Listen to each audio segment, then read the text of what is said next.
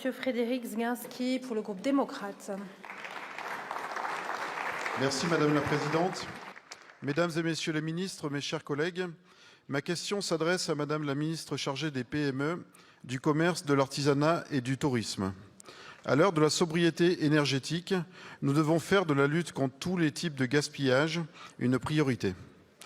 Je me réjouis que votre ministère ait ainsi pris à bras le corps le sujet extrêmement important du gaspillage alimentaire.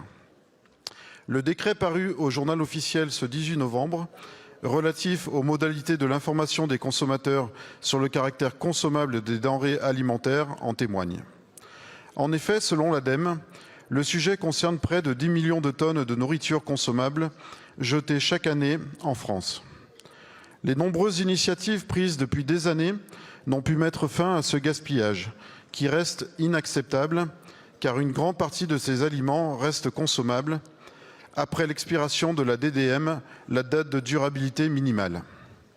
Il convient donc d'informer les consommateurs sur la signification de cette inscription et de rassurer sur les enjeux de santé qu'ils peuvent soulever et qui sont bien légitimes. La loi AGEC, votée par notre Assemblée en 2020 et soutenue par les députés du groupe démocrate, prévoyait des dispositions qui allaient en ce sens et que votre décret vient concrétiser. C'est normalement le cas de la mention supplémentaire qui pourra désormais accompagner la DDM. Nous avons de ce point de vue un important travail de pédagogie à faire auprès des consommateurs, notamment pour lever les craintes en matière de risques pour la santé. Madame la ministre, pouvez-vous nous dire ce que concrètement ce décret va changer et quels efforts compte déployer le gouvernement auprès des industriels d'un côté et des consommateurs de l'autre pour que cette mesure puisse contribuer réellement à changer nos pratiques? Je vous remercie.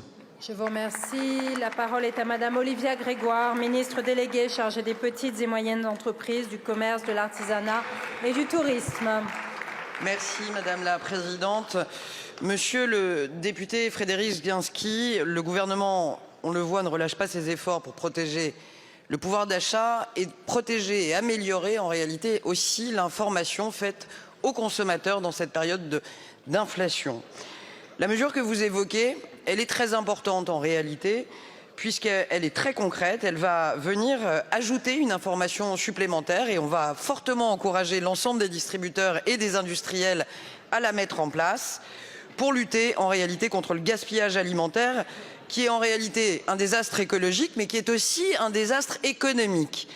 Imaginez-vous qu'aujourd'hui, un Français jette en moyenne, mesdames, messieurs les parlementaires, pas moins de 30 kilos de nourriture par an. Ça représente 460 € qui sont directement jetés par an. Et sur ces 30 kilos, imaginez que 7 kilos représentent des déchets alimentaires non consommés, encore emballés.